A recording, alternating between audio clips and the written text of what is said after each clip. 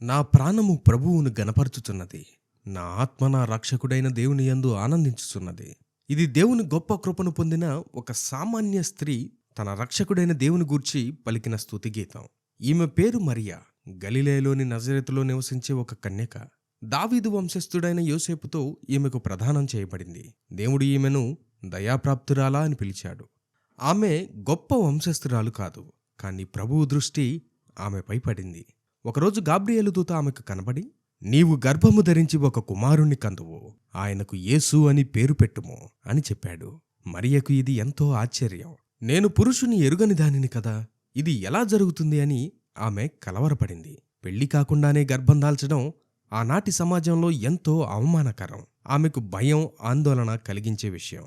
అయితే దూత, పరిశుద్ధాత్మ నీ మీదికి వచ్చును, సర్వోన్నతుని శక్తి నిన్ను కమ్ముకొనును అని చెప్పినప్పుడు మరియ పూర్తిగా దేవుని చిత్తానికి తలవంచింది. ఇదిగో, నేను ప్రభువు దాసురాలను, నీ మాట చొప్పున నాకు జరుగునుగాక అని చెప్పింది.